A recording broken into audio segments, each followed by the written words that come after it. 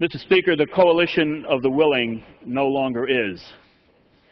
If those who are no longer with us are against us, then we have lost the support and the admiration of the entire world. Those of us who came of age in the 60s believing that war is the ultimate breakdown of civilized process have done the unthinkable. We trusted our leadership when we should have questioned more. We gave war a chance.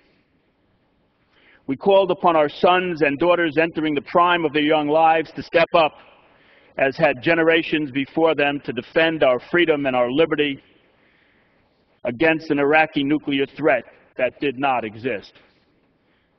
Our young people did not disappoint. They answered the call, have been fighting bravely and ferociously, putting their lives on the line every day for going on 4.5 years. They followed the orders of their officers right up to the Commander-in-Chief, and the grateful nation indeed can ask no more. They did not disappoint, but it is we who let them down, tragically. We are reminded that the President is the Commander-in-Chief, and indeed he is. He sent them to fight and die in a war based on a faulty and tortuously shifting premise that we in our positions of great trust were misled and then misplaced our trust. He sent them to fight in a war without equipping them properly, and as many generals believe, initially in insufficient numbers. With an abundance of prayers but inadequate plans, he sent them to fight international terrorists, but instead they are mired down, enmeshed, and are being slaughtered in someone else's sectarian and deadly civil war, while the real terrorists prepare to retake Afghanistan. 6 years ago, I voted with the President. He is our President. I did not want him to fail. His failure is our country's failure, and that is not acceptable. But here is where we are. We have lost the support of even those in the region who wanted Saddam's demise.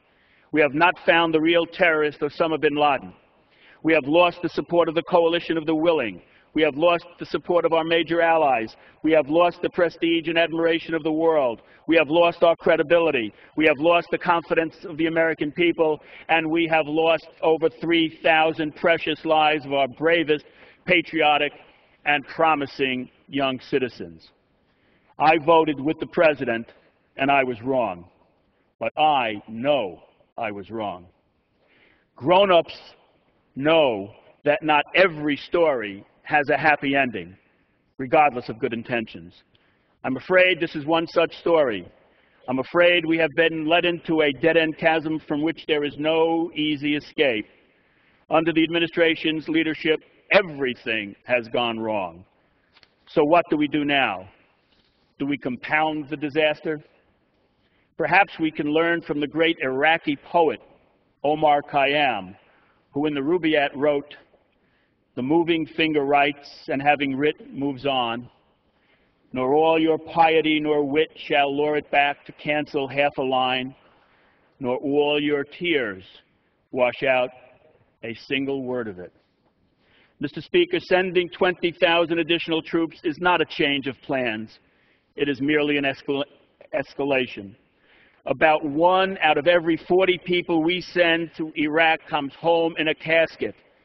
As an old math teacher, I can tell you by extrapolation that sending 20,000 more brings home 500 more dead. Little else changes. This vote is indeed non-binding. It is but the little boy in the crowd yelling, "The emperor has no plan." Mr. Speaker, managing failure is unpleasant, but reinforcing it is criminal. Vote for the resolution so that we might help the President to avoid compounding this disaster. Yield back the balance of my time. The gentleman yields back the balance of his time. The gentlewoman from Florida.